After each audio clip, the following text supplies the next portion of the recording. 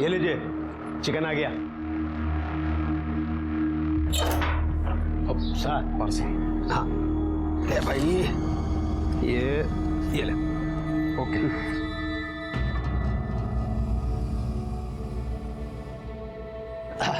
साहब बस तैयार करके लेके आए।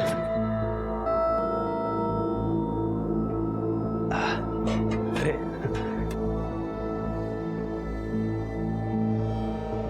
ये है ना, अरे खा लो चुपचाप, देख थोड़ी रहा कोई तरफ है। बस बस बस बस। अच्छा ठीक है, और लगेगा तो ले लेना। हा? ये लीजिए सर, ये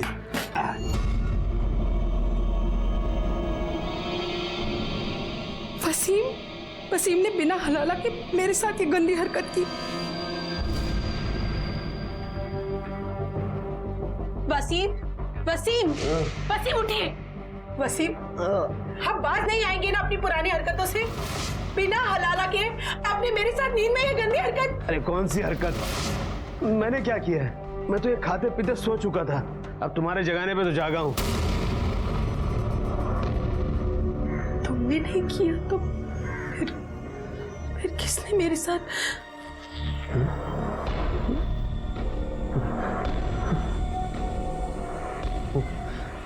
ये हरकत जरूर कभी ने महेश की होगी।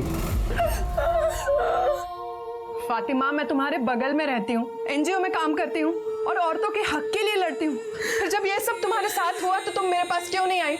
देखो फातिमा, तुम्हारे साथ जो हुआ है उसे बदला तो नहीं जा सकता, लेकिन जिसने भी तुम्हारा रेप किया है उसे सजा जरूर मिलेगी।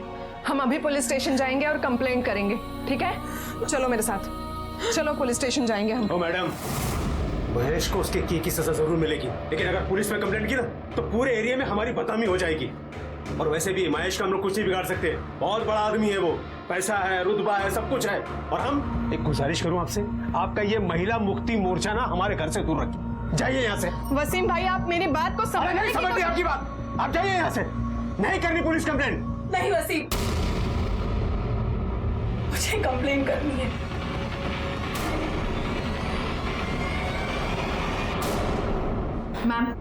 मैम ये फातिमा है, हमारे एरिया में ही रहती है, इसके साथ रेप हुआ है।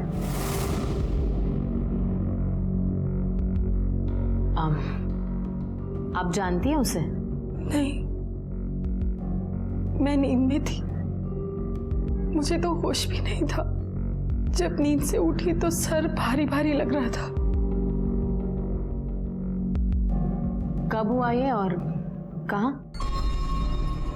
आज दोपहर को मेरे घर पे मेरे शौहर ने एक ऑफिसर को दावत पे बुलाया था। महेश नाम है उनका, महेश कुलकर्णी। दोपहर का खाना खाया,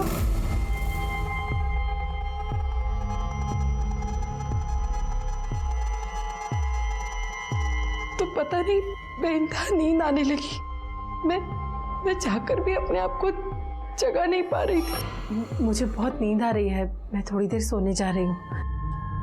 बिरयानी रखी है अंदर, ले लीजिएगा। जाकर अपने कमरे में सो गई और जब उठी तो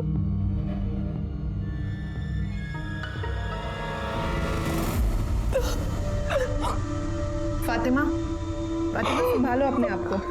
फातिमा, ये लो। आपने तो कहा आपके पति उस वक्त आपके साथ थे, तो फिर वो यहाँ कंप्लेंट लिखवाने क्यों नहीं आए? मैडम, हमारा तलाक हो चुका है और वैसे बदनामी के डर से वो कंप्लेंट लिखाने के हक में नहीं है।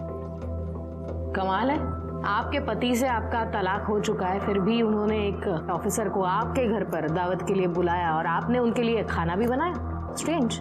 मैडम, दरअसल आजकल हम लोग साथ ही रहते हैं, तलाक हुआ है पर हलाला की बात चल रही है।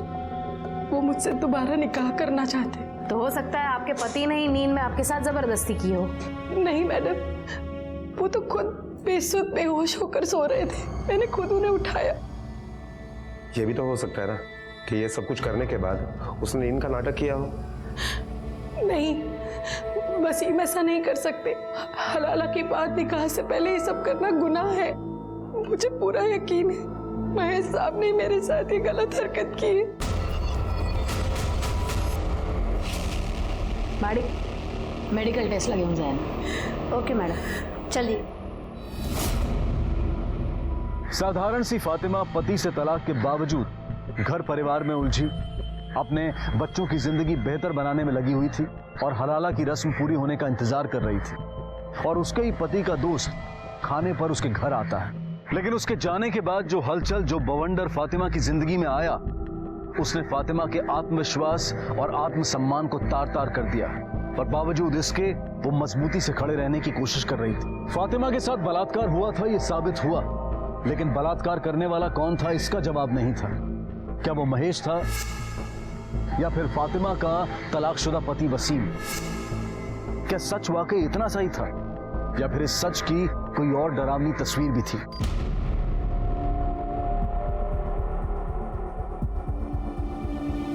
ये फातिमा का ही घर है ना? जी अम्मी का ही है। बेटा हम मुआवना करने आए, आप थोड़ा वहां खड़े रहना और किसी भी चीज को हाथ मत लगाना।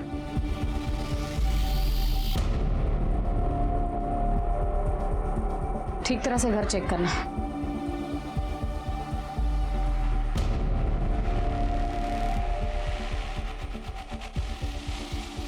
मैडम। हाँ। मैडम ये देखिए, इतनी सारी बिरयानी, ये पार्सल का डिब्बा, ये झूठी खाएंगे, बाहर शराब की बोतलें, 2 ग्लासेस। मुझे लगता है कि फातिमा सच बोल रही है और हो सकता है कि इसी खाने में नींद की दवाई मिलाई गई हो और शायद उसी बेहोशी की नींद में महेश ने या फिर खुद वसीम ने उस पर रेप किया हो। एक काम करना, सब एविडेंस कलेक्ट करना और ग्लासेस और बॉटल फिंगरप्रिंट्स के लिए लैब में भेज देना।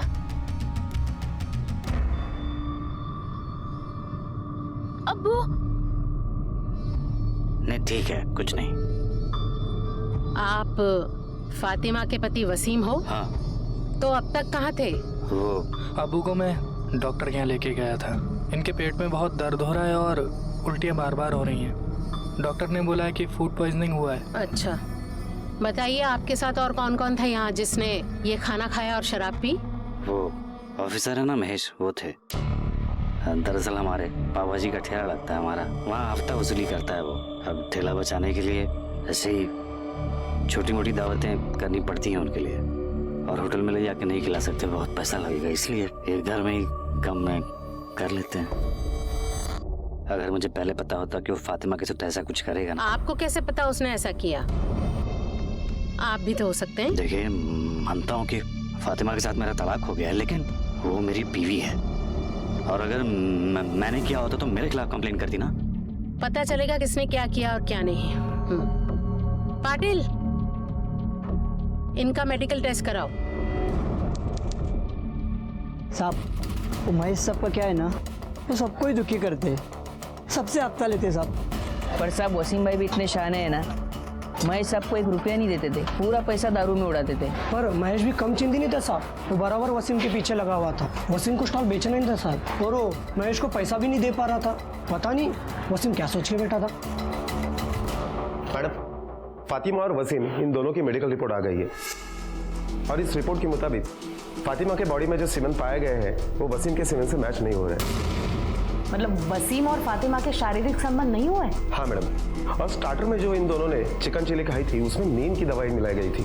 दोनों की ब्लड रिपोर्ट में उसके ट्रेसेस पाए गए हैं। जादव, वसीम को पैसों की जरूरत थी, कहीं ऐसा तो नहीं कि पैसों के लिए या फिर महेश का हिसाब चुकता करने के लिए वसीम ने ही अपनी बीवी फातिमा का सौदा किया हो, या फिर महेश की नीयत बिगड़ गई।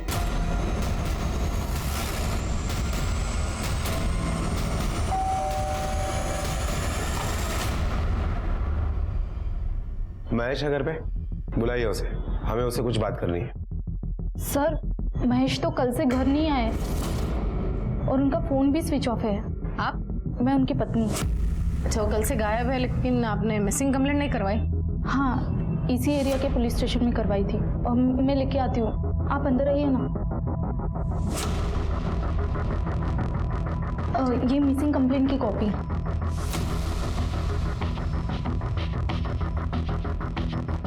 महेश का नंबर दे और जैसे वो घर पे आता है हमें इन्फॉर्म करना। नंबर है 996711।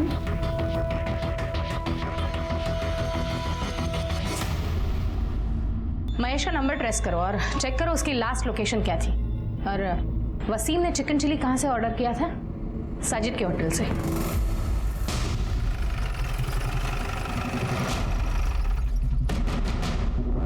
यहाँ साजिद कौन है? मैं हूँ मैडम। आपके यहाँ से फातिमा और वसीम के घर पे 18 तारीख को चिकन चिली गई थी। हाँ गया था मैडम। आप जानते हैं फातिमा और वसीम को? जानता हूँ। कितनी अच्छी तरह से जानते हो? अब अच्छी तरह से जानता हूँ।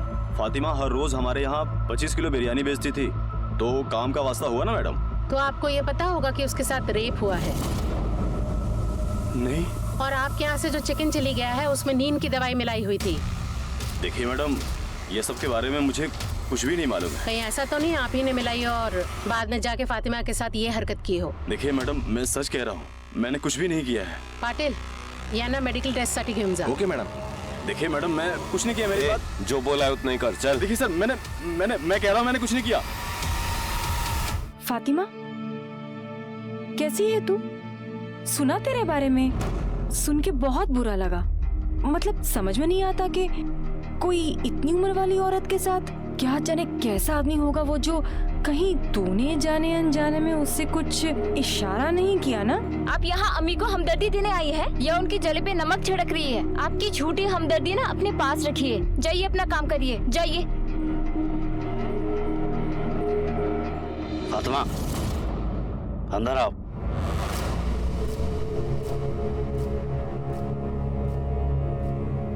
सुन लिया? मिल गया सुकून? अरे ये तो सिर्फ एक औरत थी, बाहर मोहल्ले में निकलोगी ना तो हर तरफ यही बातें हो रही हैं। अरे मैं कह रहा हूँ तुमसे कि कंप्लेंट वापस ले लो। उस महेश से ना तो अपनी तरफ से निपट लूंगा मैं।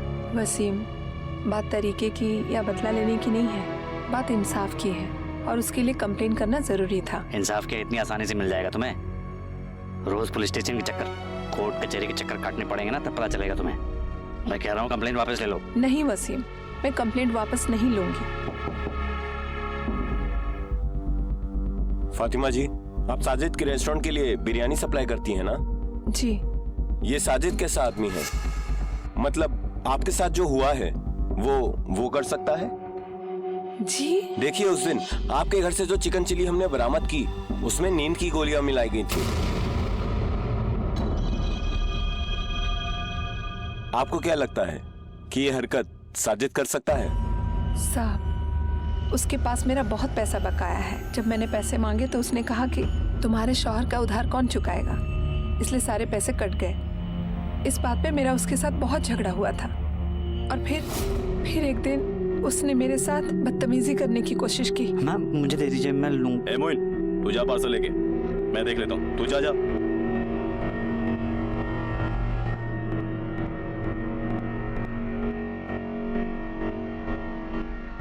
दाद देता हूँ आपकी हिम्मत का।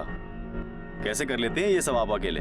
अरे वसीम जैसे शौहर पे तो लानत है, सारा बोझ आपके कंधे पे डाल दिया उसने। देखिए, मुझे आपसे बहुत हमदर्दी है।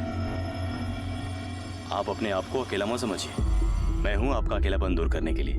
तुम्हें कभी किसी चीज की भी जरूरत पड़े मेरे पास आ जाना, ठीक है? ये पैंतरे ना किसी और पर आजमाना। मुझे जरूरत नहीं है किसी फरिश्ते की। और आज के बाद अगर ऐसी हिमाकत की तो इसी डेगची में डालकर तुम्हारी बिरयानी बना दूंगी, समझे?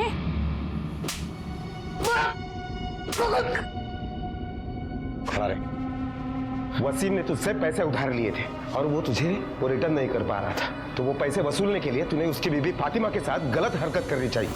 लेकिन जब उसने इनकार किया तो जबरदस्ती तूने उसके ऊपर अपनी मर्दानगी साबित की, है ना? खुदा कसम साहब, कोई माजरा नहीं था। फातिमा वो गलतफहमी हो गई थी, मेरी हमदर्दी को वो गलत समझ बैठी। उसने इतराज किया ना, उसके बाद से तो मैंने उसकी मदद करनी ही छोड़ दी। मैं सच कह रहा हूँ। तेरी हमदर्दी का लेवल तो हम लोग बाद में पता कर लेंगे। पहले बता, महेश के साथ तेरा क्या वास्ता था? महेश भाई से मेरा कोई वास्ता नहीं है। अच्छा ठीक है, बता, फातिमा के घर उस दिन चिकन चिली का पार्सल लेकर कौन गया था? पार्सल? हाँ, वो मेरा डिलीवरी बॉय है ना, मोइन। मैं पार्सल लेके गया था मैम, पर मैंने कुछ नहीं किया। पार्सल में नींद की दवाई तूने अपनी मर्जी से मिलाई थी या फिर वसीम, साजिद या महेश के कहने पर? मैंने कुछ नहीं, मैंने कोई दवाई नहीं। पिछले 4-5 दिनों में किस किस ने नींद की दवाई खरीदी है? Okay madam. हाँ बोल। ओके मैडम, महेश का मोबाइल का लोकेशन डोंगरी चाल के आसपास एक्टिवेट हुआ है। तो उठा लो उसे।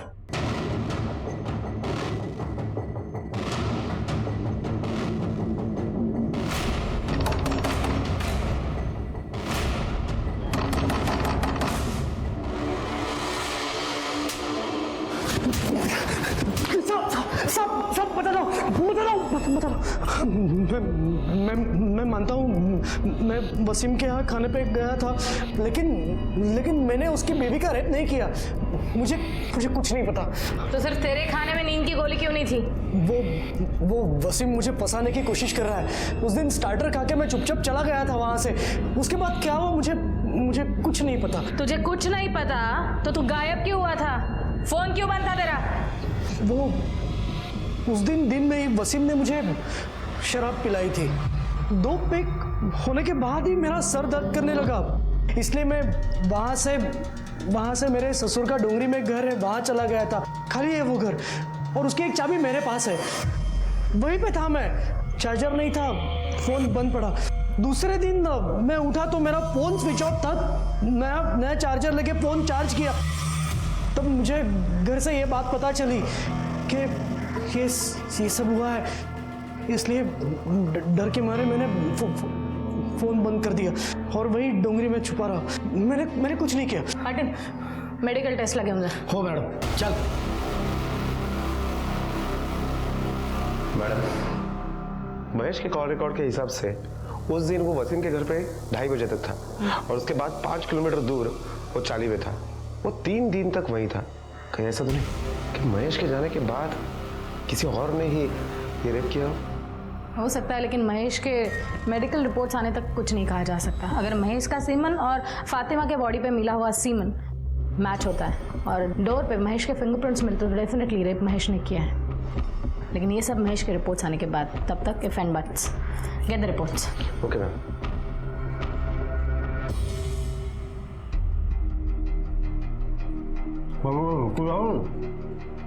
नहीं ठीक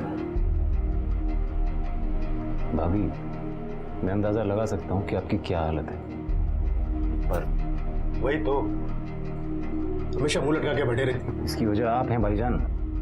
ना तो आप महेश को घर पे बुलाते, ना ये हादसा होता। उसको बुलाने की वजह तुम जानते हो ना सलीम। अरे जान खा के रखा था उसने मेरी। सोचा एक बार में बुला के सारा मामला रफा दफा कर देता। और वैसे भी मैं इसे छोड़ तो नहीं रहा हूं ना, पर ये कंप्लेंट करके ना। ठीक किया इन्होंने, बिल्कुल सही किया। तो भाभी आपको घबराने की कोई जरूरत नहीं है। हम महेश को सजा दिलवा के रहेंगे। उससे क्या होगा? इसकी इज्जत वापस आ जाएगी। भाईजान, आप जरा सोच समझ के बोला कीजिए। आपको भाभी का सहारा बनना चाहिए और आप उल्टा उन्हीं के खिलाफ हैं। भाभी, हम ही केस ऊपर तक लड़ेंगे। महेश होगा बड़ा आदमी, पर ये आपका हक है, आपको इंसाफ मिलेगा। ठीक है, तुम लोगों को जो करने का ना वो करो, लेकिन ये महेश मेरे को नजर आ गया ना, वहीं के वहीं मार डालूंगा, उसके जान ले लूंगा उसके। भाईजान, हमें लड़ाई कानूनी तरीके से लड़नी चाहिए, आपकी तरह नहीं। मैडम, फिंगरप्रिंट्स की रिपोर्ट आ गई है। रिपोर्ट के मुताबिक वसीम के घर पे शराब के जो ग्लासेस पाए गए हैं उसके ऊपर के फिंगरप्रिंट्स, बेडरूम के दरवाजे के ऊपर के फिंगरप्रिंट्स महेश के फिंगरप्रिंट से मैच हो रहे हैं। लेकिन ताज्जुब की बात तो यह है कि फातिमा के बॉडी में जो सीमन पाया गया है उससे महेश का सीमन मैच नहीं होता है। मतलब महेश बेडरूम तक तो गया था, लेकिन उसने फातिमा का रेप नहीं किया। साजिद और मोइन के मेडिकल रिपोर्ट्स आए? हाँ मैडम, इन दोनों के भी सीमन फातिमा के बॉडी में जो सीमन पाया गया उससे मैच नहीं हो रहा है। साजिद नहीं, मोइन नहीं, महेश नहीं, तो फिर और कौन? मला वाटतं आपण काहीतरी मिस करतोय। फातिमा और वसीम की बैकग्राउंड फिर से चेक करना, छोटी से छोटी डिटेल निकालना, क्विक। 18 तारीख की दोपहर को वसीम के घर पे किसी को आते जाते देखा है? नहीं साहब। ये वसीम आदमी कैसा है? आदमी क्या साहब, बवाल है बवाल। 1 नंबर का दारूबाज और जुआर आदमी है साहब। पता नहीं कितने लोगों का कर्जा सर पे लेके घूमता है। मुझे तो लगता है साहब कि उसने खुद ही अपनी बीबी का सौदा किसी के साथ किया हो। वसीम ऐसे कर सकता है? साहब, जुए की लत आदमी से कुछ भी करवा सकती है। कल मैं 1 मिनट के लिए बाहर आई थी, तब मैंने देखा था खाने का पार्सल लेके एक आदमी दरवाजे पे खड़ा था। वसीम के पास पैसे तो नहीं होते थे, फिर वो जुआ कैसे खेलता था? साहब, उसका भाई वो सलीम है ना, वो उसे पैसे देता है। वसीम जितना नालायक है ना, उतना उसका भाई सलीम सलीकेदार है। वो सलीम ही है, वरना वसीम अपना स्टॉल कब का बेच चुका होता। तुम्हें क्या लगता है कि जुए की लत के लिए वसीम अपनी बीवी का सौदा कर सकता है? नहीं साहब, मेरा भाई दारूबाज हो, जुआरी हो, जो भी हो, लेकिन वैसी गिरी हुई हरकत कभी नहीं कर सकता। इतने दिन हो गए लेकिन पुलिस मुजरिम को नहीं पकड़ पाए।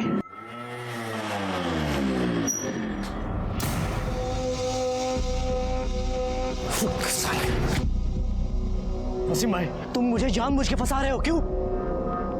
क्या बिगाड़ा है मैंने तुम्हारा? मेरी बीवी के साथ जबरदस्ती किया तूने? मैंने कुछ नहीं किया है, बल्कि तुम्हारे झूठी केस की वजह से मेरी नौकरी चली गई है। देखो, अच्छे से बोल रहा हूँ, ये केस वापस लो, नहीं तो अच्छा नहीं होगा। तुम्हें जो करना है कर लो, पर ये केस मैं हरगिज वापस नहीं लूंगी। हाँ। आज बहुत प्यार आ रहा है बीवी पे, बीवी की साइड ले रहे हो। उस रात ये प्यार हाँ? बोलना नहीं समझ में आ रहा। अगर पुलिस केस नहीं होता ना तो ये मार डालता तेरे को। चल निकल, चल जा, चलो तुम चलो। उस रात क्या अरे चल जा, होगा? निकल यहाँ से। हाँ, उस रात क्या होगा?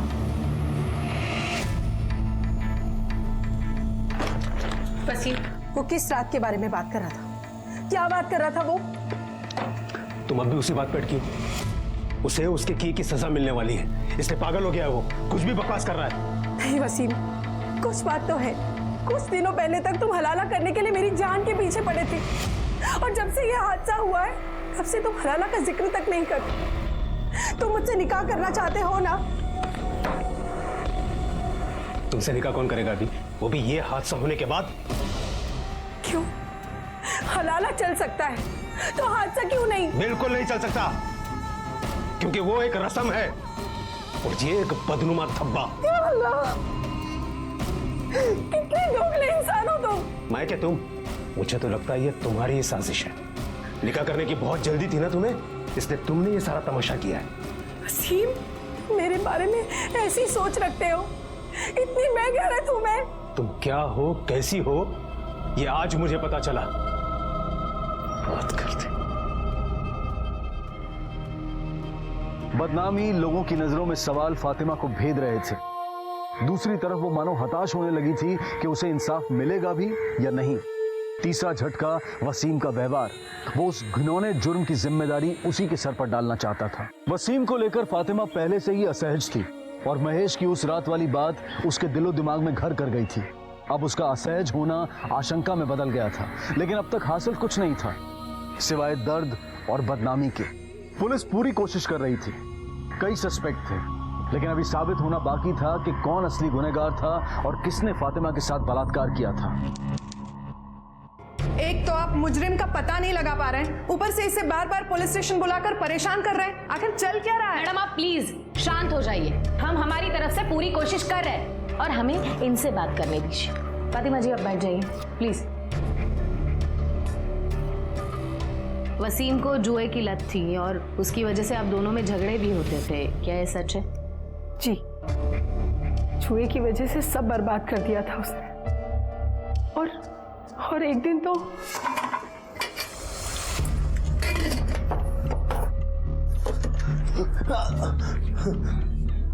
ये क्या कर रहे हैं आप? ये पैसे मैंने जोया और इमरान की पढ़ाई के लिए जमा किए, ना कि आपका जुआ खेलने के लिए। दीजिए मुझे, दीजिए, दीजिए मुझे पैसे, दीजिए। अरे रुकिए, पैसे दीजिए मुझे। छोड़ बोला ना, दीजिए, पैसे दीजिए। मैं मर के पैसे जमा कर रही हूँ और आप निकलिए मेरे घर से, निकलिए। ये तहजीब सलीका सब भूल गई है क्या? नहीं जाऊंगा इधर से। ज्यादा बकवास की ना तो उठा के। भाईजान, क्या कर रहे हैं आप? अब चलिए यहाँ से। अरे आप आइए मेरे साथ, छोड़िए, चलिए। इमरान, उनके साथ मत जा, वो तेरी जिंदगी भी अपनी तरह बर्बाद कर देंगे। इमरान, मेरी बात सुन इमरान। और उसके बाद वसीम ने मुझे तलाक दे दिया।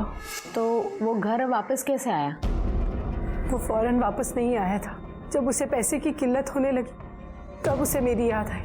औलाद का वास्ता देकर मजबूर किया, मिन्नती की, माफी मांगी, साथ रहने की जिद करने लगा, पर मैं उसमें भी राजी नहीं हुई।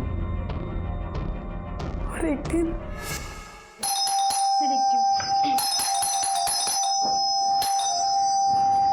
अम्मी, अम्मी अब्बू की तबीयत बहुत खराब है। अम्मी प्लीज आप मेरे साथ चलिए, अब्बू को आपकी जरूरत है। अम्मी प्लीज अम्मी मेरे साथ चलिए। इमरान, मैं कहीं नहीं जाऊंगी और उस आदमी के यहाँ तो कतई नहीं। अम्मी प्लीज प्लीज मेरी बात मानिए, अब्बू को आपकी जरूरत है और चाचू भी घर पर नहीं है। अब्बू अकेले, और अब्बू के लिए तो मेरे लिए और जोया के खातिर प्लीज चलिए। हाँ अम्मी चलते हैं ना, मुझे भी अब्बू की बहुत फिक्र हो रही है, क्या मालूम किस हालत में होंगे। चलिए ना अम्मी। अम्मी अम्मी अब्बू अब्बू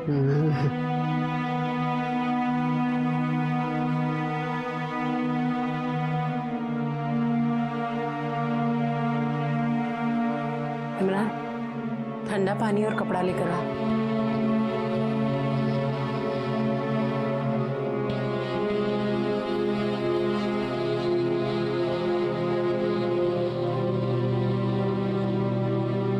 फातिमा, मैंने तुम्हारे साथ क्या क्या नहीं किया और तुमने फिर भी मेरा साथ दिया। मैं अपने किए पे शर्मिंदा हूँ फातिमा, मुझे माफ कर दो। वसीम, अब कुछ नहीं हो सकता। हो सकता है फातिमा। मैं वादा करता हूँ मैं सुधर जाऊंगा। मैं जुआ नहीं खेलूंगा, मैं शराब भी नहीं पीऊंगा। बस एक मौका दे दो मुझे। मैं जानती थी उनकी जुआ खेलने की लत कभी नहीं जाएगी, वो कभी नहीं सुधरेंगे, इसीलिए मैं उनसे सुलह नहीं कर रही थी। पर एक दिन मुझे महसूस हुआ कि मुझे शौहर की ज़रूरत हो ना हो, जोया को बाप की ज़रूरत है। उसके बाद मैंने फैसला किया कि मैं अपने लिए नहीं पर अपनी औलाद के लिए वसीम को एक मौका ज़रूर दूंगी। इसीलिए पिछले 6 महीने से हम साथ रह रहे हैं और वसीम में तब्दीली आई भी। उसकी जुए की लत छूटने लगी, एक जिम्मेदार शौहर और बाप होने की कवायद करने लगा। पर फिर एक दिन ये मनहूस दिन आ गया जिस दिन मेरे साथ पर कुछ दिनों से उसका बर्ताव बहुत अलग है। पहले तो वो हमेशा निकाह और हलाला की बात करता था, लेकिन आजकल नजरअंदाज करता है। शायद महेश ने मेरे साथ ऐसा किया इसलिए। महेश ने आपके साथ कुछ नहीं किया, सबूत है हमारे पास। फिलहाल आप जा सकती है, केस में कुछ डेवलपमेंट हुआ तो definitely I will get back to you. चलो फातिमा, फातिमा चलो।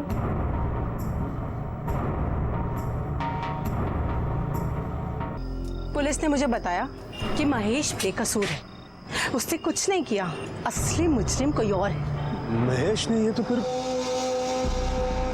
दूसरा कौन हो सकता है? ये तो तुम ज्यादा अच्छे से जानते होंगे ना, क्योंकि चिकन चिली तुमने मंगवाया था और उसमें नींद की दवाई थी। तुम कहना क्या चाहती हो? यही कि कहीं ये सब तुम्हारे इशारे पर तो नहीं हुआ। क्या पक रही हो तुम? वक्त नहीं रही हूँ वसीम, तलाक के बाद भी तुमने 2 बार मेरे साथ जबरदस्ती की, तब मैं कुछ नहीं बोली, लेकिन अब बर्दाश्त नहीं करूंगी। अगर इस सब में तुम्हारा हाथ हुआ ना तो मैं तुम्हें छोड़ूंगी नहीं। मैडम, पता चला है कि वसीम जिन लोगों के साथ जुआ खेलता था उनके नाम है महेश, साजिद और चाल का मालक संपतराव। मैडम, और एक बात पता चली है, ये वसीम जिस एरिया में रहता है उसी एरिया में एक जावेद नाम का चरसी आदमी रहता है। ये सब लोग मिलकर उसके घर पर ही जुआ खेलते हैं। मैडम, मोहिना और साजिद के मोबाइल लोकेशन आ गए। उसके मुताबिक मोहिन का मोबाइल लोकेशन 4 मिनट के लिए वसीम के घर पे एक्टिवेट था। उसके बाद पूरा दिन होटल में था। अच्छा, मतलब वो वहाँ पर रुका नहीं? नहीं मैडम। और साजिद? मैडम, साजिद के मोबाइल के लोकेशन के मुताबिक वो पूरा दिन सुबह से लेकर शाम तक होटल पर ही था। वो तो वसीम के घर के आसपास भी नहीं गया। हो सकता है ये उन दोनों के प्लानिंग का हिस्सा हो, लेकिन सबसे पहले हमें जावेद की खबर लेनी पड़ेगी। तो ही जावेद है ना रे? जी सब। तेरे यहाँ पे जुआ खेलते थे ना? अरे नहीं मैडम, वो तो इसी टाइम पास के लिए पत्ते खेलते बगैर पैसे के। हाँ। अच्छा, अब सच सच बोल दे। बहुत हो गया तेरा नाटक, तेरी पूरी कुंडली निकाली है मैंने। ऑफिसर महेश कुलकर्णी भी आता था ना तेरे पास जुआ खेलने के लिए? जी जी मैडम। उसका और फातिमा का कुछ लफड़ा था, बोला था तेरे को कुछ? फातिमा के रेप केस के बारे में कुछ जानता है? मैडम मैं खाली एक ही बात जानता हूँ, मंगता तो वो बता देता हूँ, पर मेरा नाम किधर नहीं आना मंगता। बोल। उस दिन वो फातिमा का पति वसीम भाई मेरे पास आया था जुआ खेलने।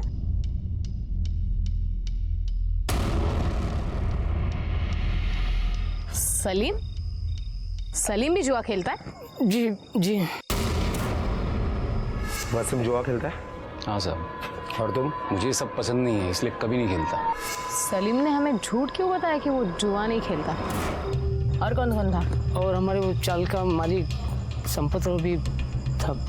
ये लो लाओ इधर, आज अपन का दिन है भाई लोग, संभल के। ये लो, आज सबको कंगाल करके छोड़ूंगा मैं। पहले चाल चल वसीम, देखते हैं आज कौन किसको कंगाल करता है। ये ले, सबसे बड़ा दाव, अहमद।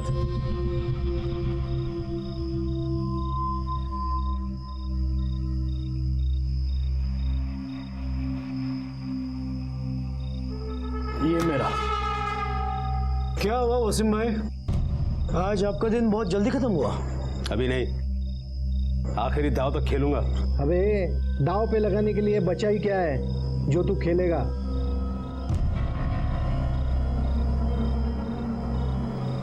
अरे निकलेगा भी, देख कैसे।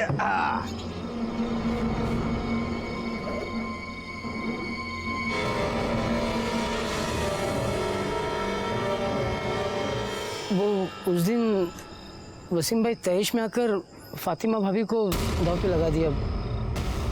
अरे भाईजान आप ये क्या कर रहे हैं? ये भाभी का फोन। अरे चुप कर सलीम, अगर मैं जीता तो सारा माल मेरा, और अगर तुम में से कोई भी जीता तो मेरी बीवी के साथ एक रात। कौन जीता था? वो हमारे चाल का मालिक संपत राव।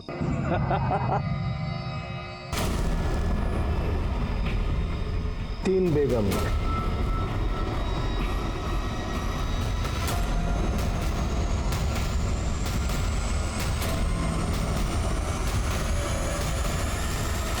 कब की बात है? ये कोई तकरीबन 6 महीना पहले। ठीक है, तू जा, कुछ लगा तो वापस बुला लेंगे। जी जी। मैडम 6 महीने पहले तो ये वसीम और फातिमा साथ में भी नहीं रहते थे, और उसके बावजूद भी वसीम ने फातिमा को दाव पे लगा दिया। एक काम करो, संपत राव को बुला लो। वसीम ने जुए में फातिमा को दाव पर लगाया था और वो बाजी तू जीता था। बोल इसके बाद क्या हुआ? बक। मैंने और वसीम ने एक प्लान बनाया था। बोल, कब आऊं फातिमा के साथ रात गुजारने? संपत भाव, थोड़ा टाइम लगेगा। क्या है ना, पहले फातिमा का भरोसा जीतना पड़ेगा मुझे, वरना तुम्हें तो क्या मुझे भी घुसने नहीं देगी वो। औरत को मजाक समझ कर रखा है? हाँ, मजाक समझ कर रखा है औरत को? नहीं मैडम, मतलब हमने दारू पी और दारू पी के ये सब किया। ये बलात्कार का प्लान बनाया? बलात्कार का कब बनाया? कैसे बनाया? और कितना बेवकूफ बनाएगा तू? 6 महीने हो गए जुए में जीते, घर कब बुलाएगा? एक काम कर, कल दोपहर को आ जा। पक्का? फातिमा कोई नाटक तो नहीं करेगी ना? तो मेडिकल वाला वो मेरा दोस्त है, उससे दवा लेके साजिद की दुकान पे भेज दूंगा। वो चिकन चिल्ली में मिला के घर भेज देगा, मैं उसको खिला दूंगा। उसके बाद अगले दिन मैं वसीम के उधर गया था, लेकिन घर के अंदर नहीं गया। क्यों नहीं गया? क्योंकि